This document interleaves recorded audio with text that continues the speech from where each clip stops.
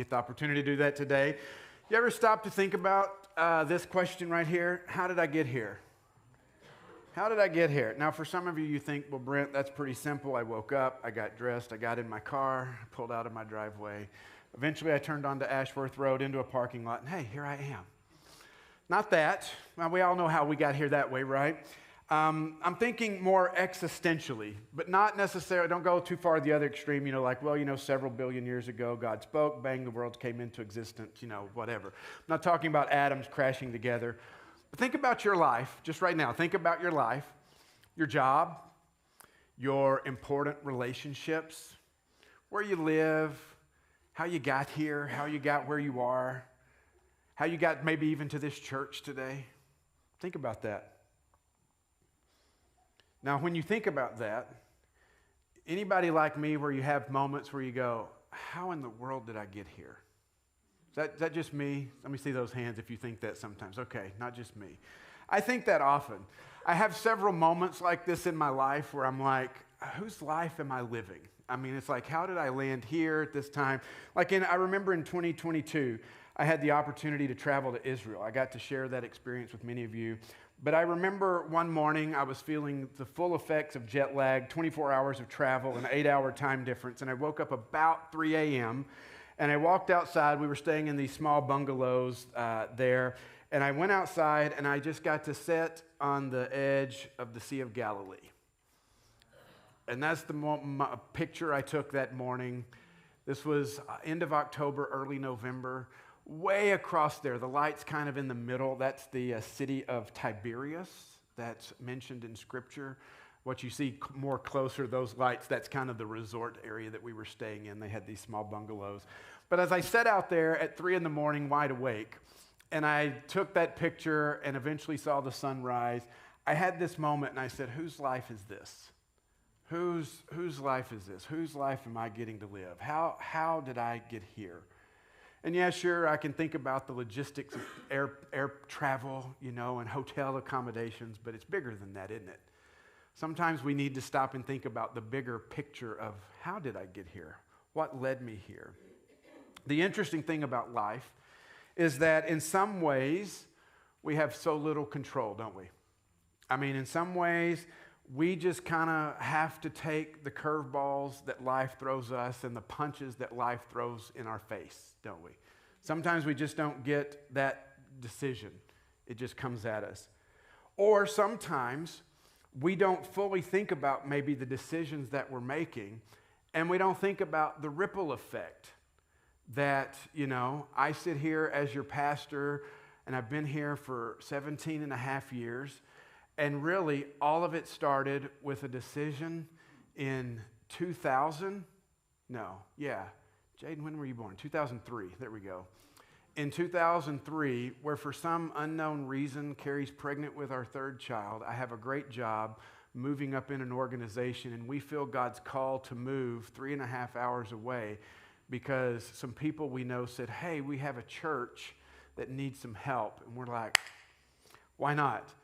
We lived in an RV for 2 months. When we get there, within about 8 weeks, the church collapses and closes down. And we're left there going, And then one Sunday in our search for a church, I walk into this place where I meet a pastor who little did I know, 2 years later, he would be the pastor of Ashworth Church. 2 years after that, he'd call me to be on staff here. And 17 years later, as they say, the rest is history. Do you think I could have possibly anticipated that? No, we all see those ripple effects. But in some ways, we do have control because I did make the decision to quit my job. I made the decision to move. We all have some choices in how we respond to what life throws at us. We always have that ability. And we can make some decisions along the way to help change the trajectory of our lives. I mean, if you don't like your job, let me introduce you to Indeed or ZipRecruiter. Or LinkedIn has jobs, or Glassdoor, or whatever. There's tons of them out there, right? If you don't like what the doctor says to you about your cholesterol or certain things, you can make some decisions, right? You can go in and you can say, okay, I'm going to change I'm going to become healthier, I'm going to work out, I'm going to exercise, I'm going to eat better. You can do those things. Or when we have tragedy or we get to the big questions of life, we have choices. We can choose to kind of see faith as something to lean into, or we can allow those things to push us away. But hopefully we see as Jesus as a way of getting through it. For the past 6 weeks, we've been exploring several topics kind of along this idea of our lives, how we're living, and it really kind of has a lot to do with where we're at now. Because we're talking about our emotional and our mental health, and we would all, I think, agree that, man, that definitely has an impact on where we land, where we are today. We may even look at our relationships and how those things impact our spiritual health, because, man, and that has a huge impact on us, doesn't it? And we've talked about how we're called to cross the line into, a lot of different areas. And today we're going to conclude the series. And we're going to talk about a couple of lines that we need to make sure, or at least one line that we need to make sure that we've already crossed, and another line that we need to be looking towards. And we're going to start about the starting line and the finish line today. The book of Hebrews in the New Testament gives us some great insight here. Interesting book. I love it. It has a lot of Jewish history, theology in it, and we don't know who wrote it. That's one of the challenging things, is we don't have a clue who wrote this, but man, it's so good, talking about Old Testament sacrifices and who Jesus is. And then you get to Hebrews chapter 12 and look at what's written here. It says, "Therefore, since such a great cloud of witnesses surrounds us, let us throw off everything that hinders and the sin that so easily entangles, and let us run with perseverance the race marked out for us, fixing our eyes on Jesus, the pioneer and perfecter of faith. For the joy set before him, he endured the cross, scorning its shame, and sat down at the right hand of the throne of God. Consider him who endured such opposition from sinners, so that you will not grow weary and lose heart." Now, I struggle with passages like this only because I hate running. Even this morning, can I get an amen? Matthew Becker, be quiet. Lance Peterson, be quiet. Even this morning, I walk in this room. Lance Peterson coaches cross country for Dowling, and they have state qualifying this week, and he's telling me about this, and he's telling me about, he loves to cycle now, but he used to love, I don't understand Lance at all. Sorry, Lance. I mean, that whole running thing. I've said before, I don't get it. Unless a bear is chasing you, why run? I don't get it. But I do know that who are my runners in the room? Go ahead, that row right there. Anna, go ahead. You're a runner. Come on. It's okay. Matthew Becker, are you a runner, Keegan? Let me see those hands. Lift them high. Oh, look. Man, a lot more of you than I thought. Congratulations for you. Good job out of you. Man, so I'm going to take all this back. Running is amazing. It's awesome. No, I mean, even this past week, I don't know if you guys saw this, but our very own Bailey Pacabir, she ran the Chicago Marathon. Last weekend, she set her personal record while doing it, which is amazing. I mean, isn't that awesome? I applaud runners. I'm just not one of you. I wish I was. I tried it. I didn't like it. I just thought there's got to be other things. But here's the interesting thing I do know about running. Before you approach a marathon, before you approach any race, the training begins way ahead. You can't just wake up the morning of a marathon and say, you know what? I think I'm going to run a marathon today, right? I mean, you got to think about this. It begins months before race day. In fact, one website I was reading this week said for marathon training, you need to start 12 to 20 weeks before the race. Is that accurate, Matthew? About right? See, I know you've trained before. And not only that, you got to pick the right shoes. Because if you're going to do 26 miles, you can't just go get some Walmart specials and think that's going to be okay. You're going to be hurting at the end. So you got to get the good shoes. And really, you need the right running gear because you got to have something that kind of breathes and kind of deals with sweat and keeps you cool when it's, hot and keeps you warm when it's cool kind of thing. And then every day, almost every day, if not every day, you need to be outside. You need to be running. In fact, one website I read said you need to probably run to prepare for a marathon between 15 and 30 miles a week. I'm good driving 15 to 30 miles a week. Running, it's a whole different story. And in your training, though, what's interesting is you can actually do things to help you prepare. You might wear heavier things, heavier clothing, to help build strength. You might watch what you eat to make sure you're getting enough protein and carbs. But on race day, what do?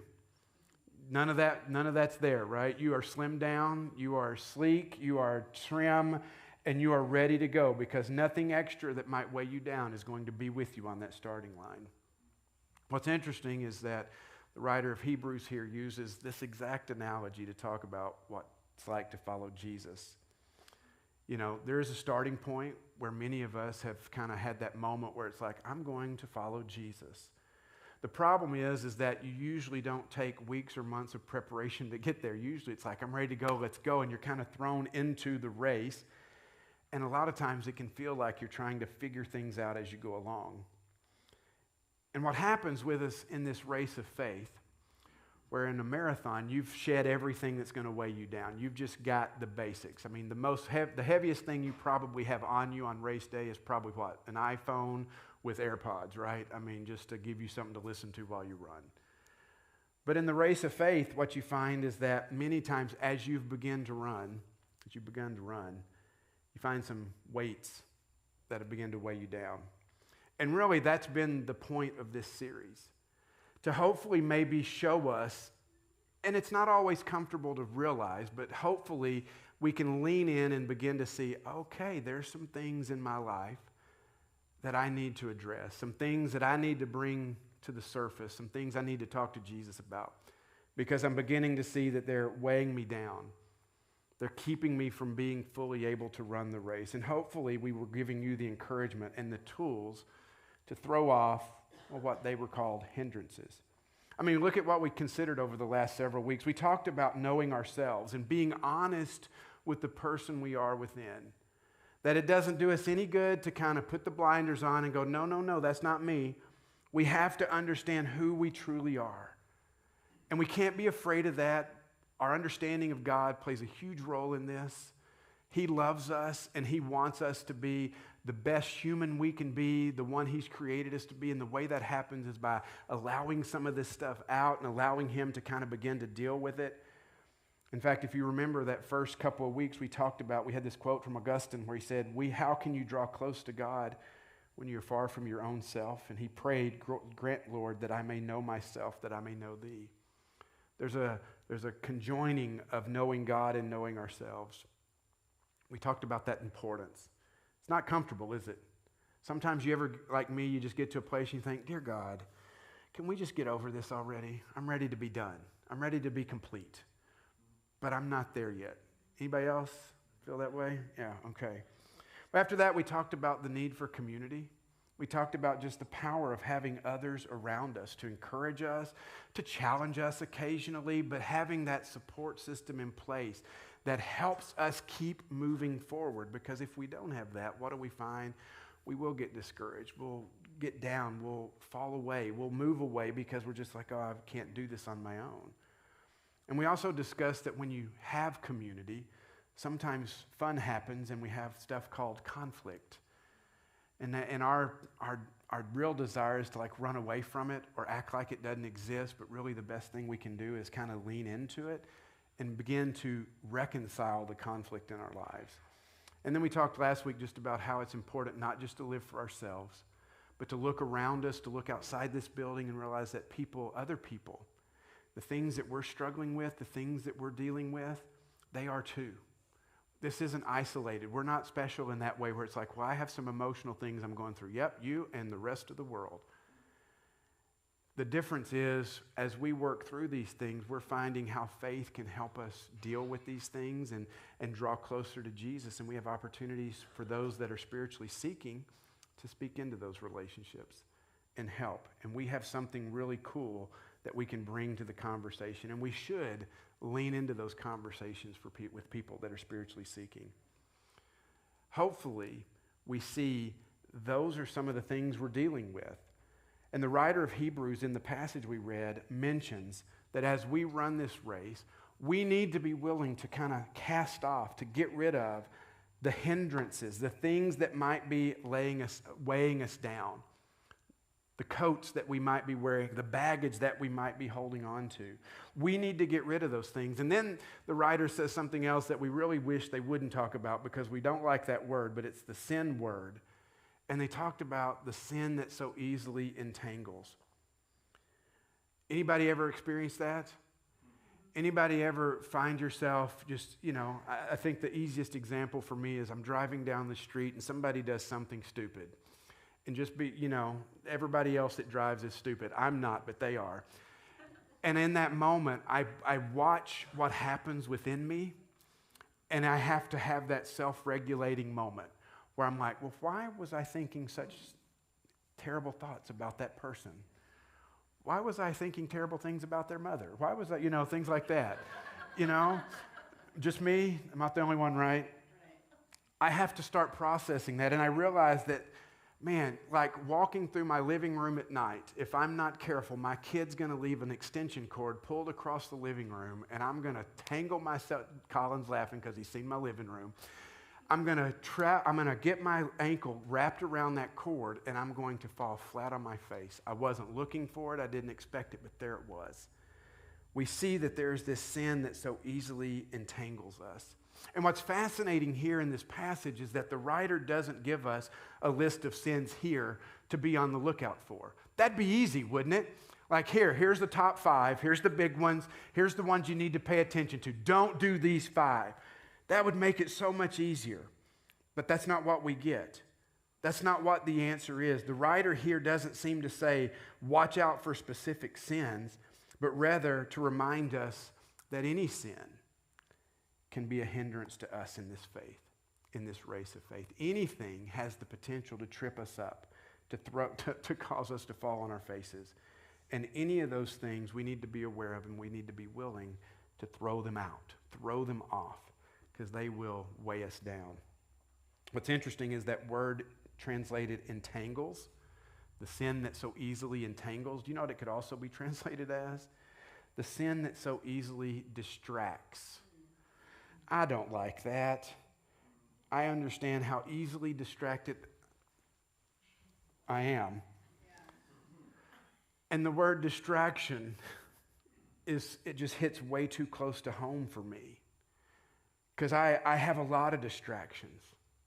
And not only do I have a lot of distractions, I deceive myself in telling myself, it's okay, Brent, you have a lot of control over those distractions. Until that next batch of episodes drops on that show that I really like to watch. And then I realize that I have very little control, and I can very quickly get derailed, and I can find myself being kept from the things that really matter. And I'm not saying watching a show is sinful or whatever, but I think in my life it shows me that what I think I have control over, whether it be sin, whether it be distraction, it's not as easy as I think. Distractions have a lot more power over me. And I understand why they entangle me. Because it becomes one more episode, one more drink, one more whatever, one more book, anything can be a distraction, one more ball game. And I realize just how powerless sometimes I am to control those things. If we were watching a race, if we were the Olympics, who watched the Olympics this past summer? How many of you like the track and field? Like track? Okay, there we go. Track and field's fun. But if we were watching the Olympics this summer and we saw a runner approach the 100 meters and they were wearing a nice, big, heavy parka, and they get ready to race, and he gets down on the blocks, and he's still got the parka on. What are we thinking? Thanks, Lynn. Lynn is just going to throw it out there. Idiot. Exactly. How many of us are thinking this is going to be the winner? No, we're not. Or if we saw somebody get up to the starting blocks with, 3 suitcases, and they're going to, we would look at that and go, what's wrong with you? You can't run that race that way. And yet, typically, that's what we find with us, isn't it? Sometimes we are weighed down. Sometimes we carry the weight. Sometimes we have a little bit of baggage. And because we haven't been willing to deal with the emotional and the relational and the mental health and all those things, we find ourselves in the race trying to run as fast as we can, carrying suitcases under all the arms. And we're exhausted. And we think to ourselves, I thought following Jesus was supposed to be easier than this. And I think Jesus is looking at us just going, set the suitcases down. And yet some of us are still trying to run that race. weighed down with the parka, weighed down with the things that hinder, weighed down with broken relationships, with mental health, with emotional health, things that we haven't resolved, and we wonder why this is harder than it should be. As I was thinking about this, I thought, maybe we need a moment just right now to think, what is it that could be hindering us? What is it that could be hindering you as you think about the race that you are running? What baggage might you be carrying that might need to be thrown off or laid down this week? And this could be with you and God, and this could be with, you and the community that you have. As you deal with these things, this could be with you and a professional, a therapist, a pastor, a spiritual director, whatever. What are the hindrances that you think about in your life right now? Think back through this past 6 weeks. Are there things that kind of popped up on a Sunday that, praise God, these messages are only like 30 to 35 minutes because then we get to sing a song and then I get to walk out of here and forget it until the pastor brings it back to my attention? What's the baggage? What's the weight? What's the hindrances? And then maybe also, if something comes to mind, is there something you need to do this week? Is there a phone call, an email, a text to a friend, to a pastor, to a therapist, to your community, to someone? Maybe it's just, I need a daily rhythm. Me and God need to deal with this right now. What is it? What can you do this week to begin taking those steps to set the bags down, to take the coat off, and to find a little release, a little freedom in the race that we're trying to run? Take just 30 seconds to think about that.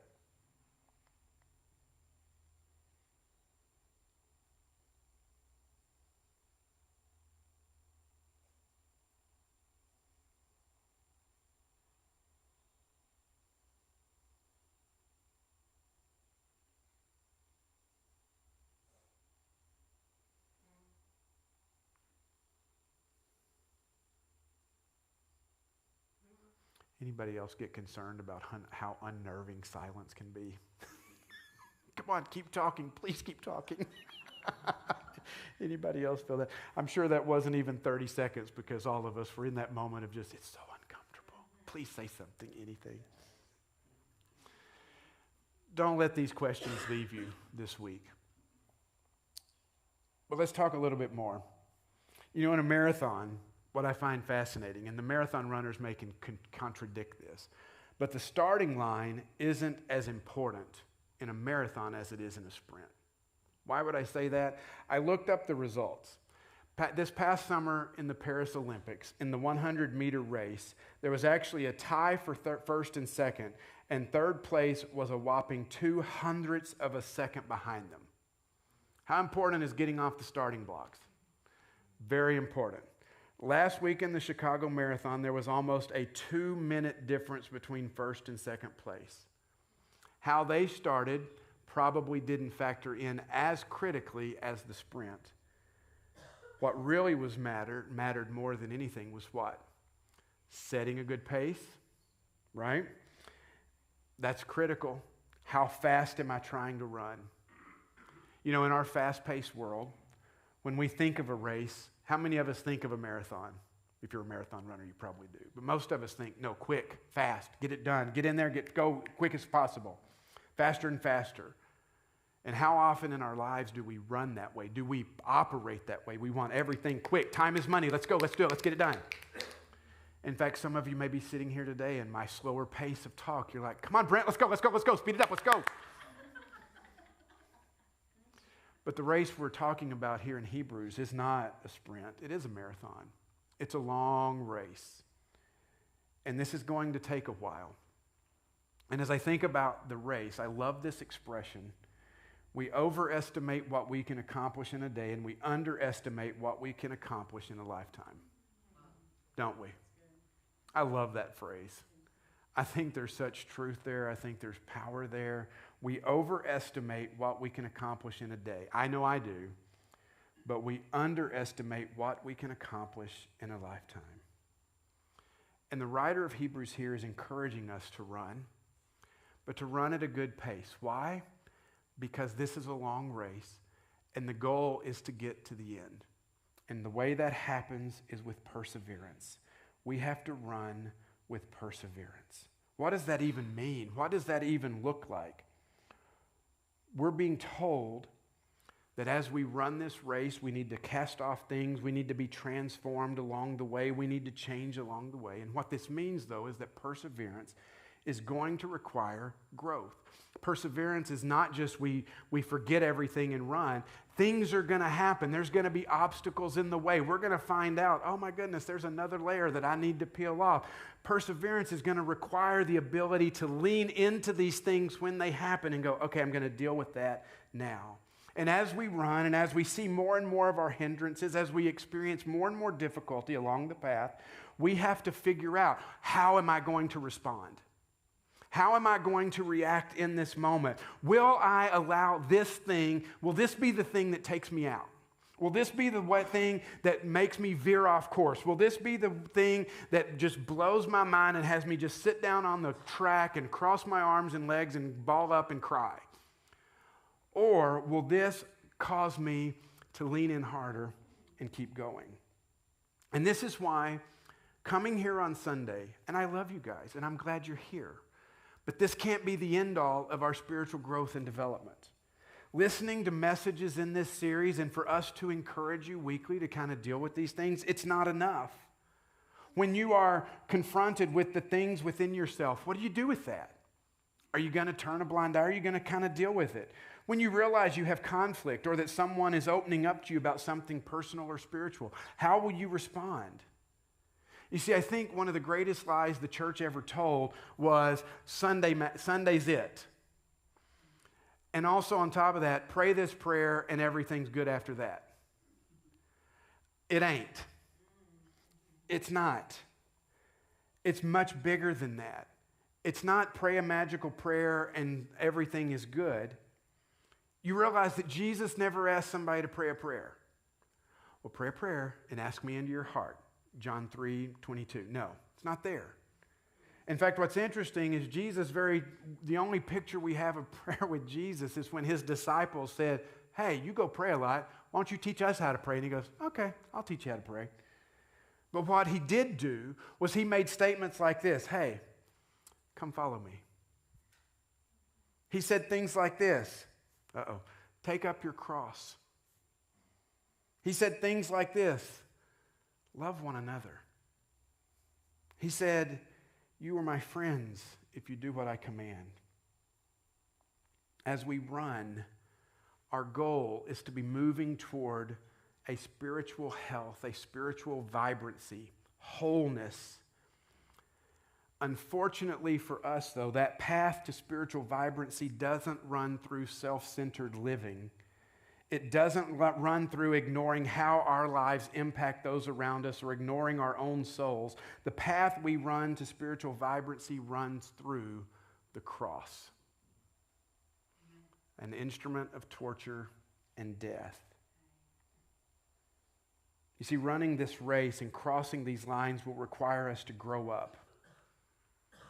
We don't get to just stay where we were. There's got to be some growth. There's got to be some development. I've used this analogy before. If I have my children and they're infants and I look at them and they never start crawling and they never start walking and they never say words like mama and dada and hungry and feed me and then grow up and continue to develop. Or my kids get to the teenage years and they stay teenagers forever. God forbid, If that happened, what would we do? We'd be knocking on the door. Doctor, something's wrong. And yet we come to church and we don't see that same motivation, that same push, that same desire to say, am I growing? Am I experiencing God differently today than I was 5 years ago, 1 year ago?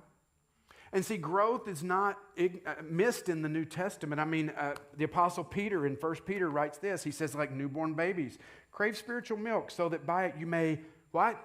Grow up in your salvation now that you've tasted the Lord is good. In Hebrews, just a little bit earlier, we see this. It says, in fact, though by this time you ought to be teachers, you need somebody to teach you the elementary truths of God's word over again. You need milk, not solid food. Anyone who lives on milk, still being an infant, is not acquainted with the teaching about righteousness, but solid food is required for the mature, who by constant use have trained themselves to distinguish good from evil. Therefore, let us move beyond the elementary teachings about Christ and be taken forward to what? Maturity. In Ephesians, Paul writes this, so Christ gave us the apostles, prophets, evangelists, pastors, teachers, to equip his people for works of service so that the body of Christ may be built up until we all reach unity in the faith and in the knowledge of the Son of God and become mature, attaining to the whole measure of the fullness of Christ. How do we do this? What do? We lean into the awkward. We embrace the uncomfortable. We allow the work of the Holy Spirit to work in us, to start revealing things that we can face and deal with them and move on down the path that we are running. Just this past week in our Practicing the Way course, the session was on meeting God in pain and suffering. It sounds exciting, right? It was amazing, actually. Let me tell you, it was an impactful class. Before leaving, they're given a practice to attempt during the week. And this was the practice this week. It said, notice and name your emotions. Well, that sounds fun, doesn't it? But listen to the instructions. It said, the journey into emotional health involves learning to notice and name our emotions in the presence of God. When we notice and name our feelings, they have less power over us. If you were to name a painful emotion like fear, anger, disappointment, or jealousy, a brain scan would show that your very act of naming it helps to process and quiet that emotion. Wow. Things we often don't hear about in church, huh? But maybe things we as followers of Jesus need to do. Are there things you're not doing because you're afraid they'll be uncomfortable? Are there practices you think you might need to implement in your spiritual growth in order to help you run this race with perseverance? Again, I hope what we say on Sundays inspires you. I hope it motivates you. But if that's all that it does, we have failed. I can't just inspire you. I can't just hopefully motivate you. I need you to pick up what we say on Sundays and take that out into the world during the week and say, you know what? I do need a daily prayer rhythm. Not legalistically, but because Jesus is inviting me to get to know him. So tomorrow, before I go to work, I'm going to stop for 5 minutes and I'm going to have a moment of just prayer with Jesus, silence and solitude. I'm going to do that for 5. Let's see what happens. Let's try it. Pick that up. See, are there things we need to do to help us grow to maturity so that we can run this race? As we wrap up the series, I close with just a couple of reminders that we see in this Hebrews passage.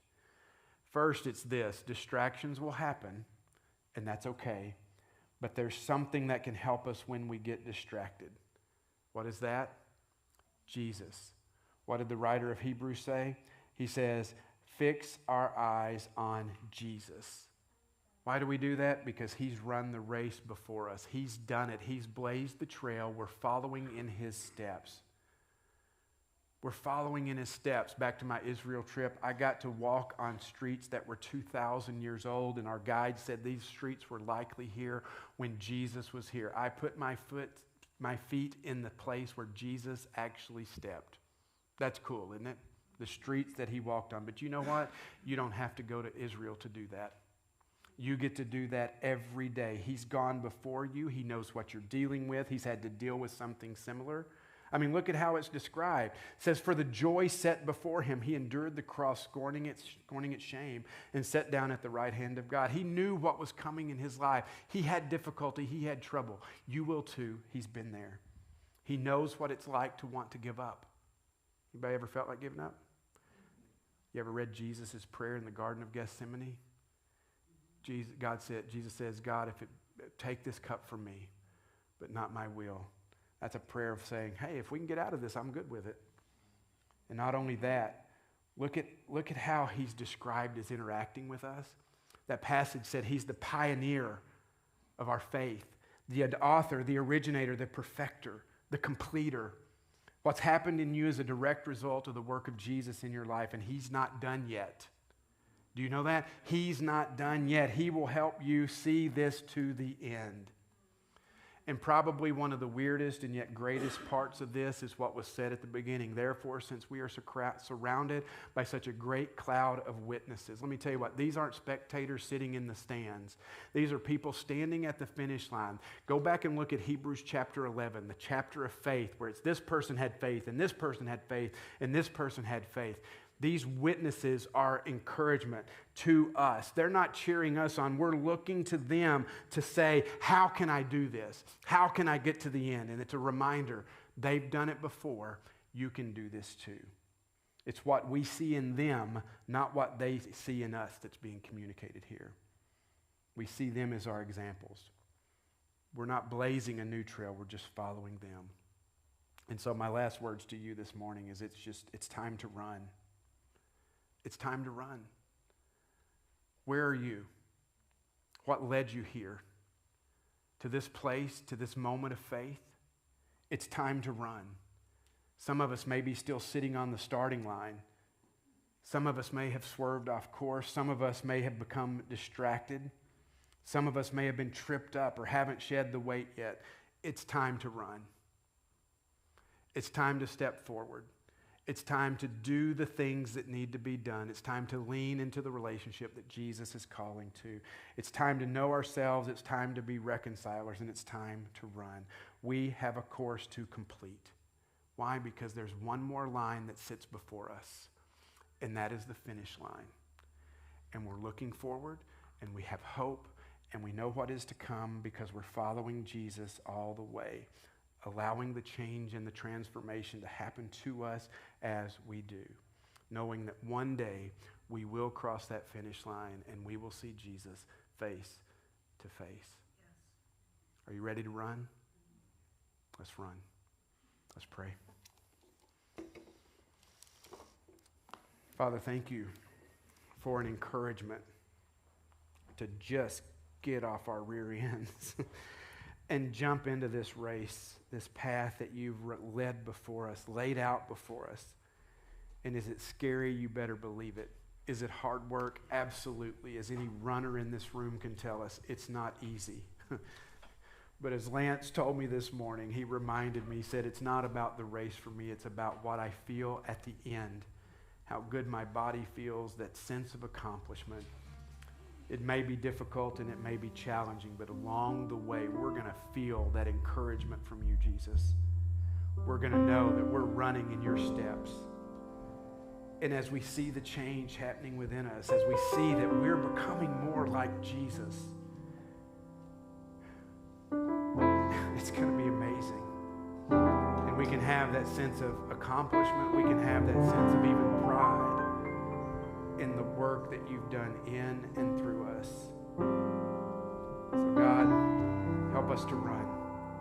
Get off the starting line. See where we've swerved off course. See where we've been tripped up. And let's get up and let's run this race that's been set out before us with perseverance for the sake of Jesus.